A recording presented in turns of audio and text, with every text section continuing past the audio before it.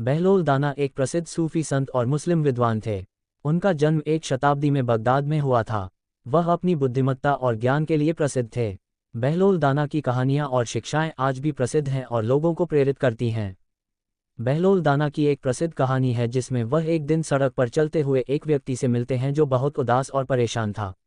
बहलोल दाना ने उस व्यक्ति से पूछा कि क्या बात है और वह इतना उदास क्यों है। उस व्यक्ति ने बताया कि वह अपने जीवन से बहुत निराश है और उसे लगता है कि वह कभी भी अपने लक्ष्यों को प्राप्त नहीं कर पाएगा। बहलोल दाना ने उस व्यक्ति को एक छोटी सी कहानी सुनाई। उन्होंने कहा कि एक बार एक पेड़ था जो बहुत ऊंचा और मजबूत था। वह पेड़ अपनी ऊंचाई और मजबूती पर बहुत गर्व करता था, लेकिन एक दिन एक तूफान आया और पेड़ को जड़ से उखाड़ दिया। पेड़ ने सोचा कि वह सबसे मजबूत है, लेकिन वह गलत था। बहलोल दाना ने कहा कि इसी तरह हमें कभी भी अपने बारे में अधिक नहीं सोचना चाहिए।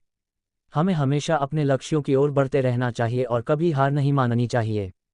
उस व्यक्ति ने बहलोल दाना की बात सुनी और अपने जीवन में आगे बढ़ने का फैसला किया। बहलोल दाना की एक और प्रसिद्ध कहानी है जिसमें वह एक दिन एक बाजार में जाते हैं और एक व्यक्ति को देखते हैं जो बहुत तेजी से भाग रहा था। बहलोल दाना ने उस व्यक्ति से पूछा कि वह इतनी तेजी से क्यों भाग रहा है। उस व्यक्ति ने बताया कि वह अपने दुश्मन से बचने के लिए भाग रहा है। बहलोल दाना ने कहा कि तुम अपने दुश्मन से नहीं भाग सकते, बल्कि तुम्हें अपने आप से भागने की जरूरत है। उन्होंने कहा कि हमारे सबसे बड़े दुश्मन हमारी अपनी बुरी आदतें और विचार हैं। हमें इन्हें बदलने की जरूरत है और अपने आप को बेहतर बनाने की कोशिश करनी चाहिए।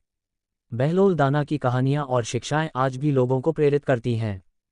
वह हमें सिखाते हैं कि जीवन में सफलता प्राप्त करने के लिए हमें कड़ी मेहनत करनी चाहिए और कभी हार नहीं माननी चाहिए।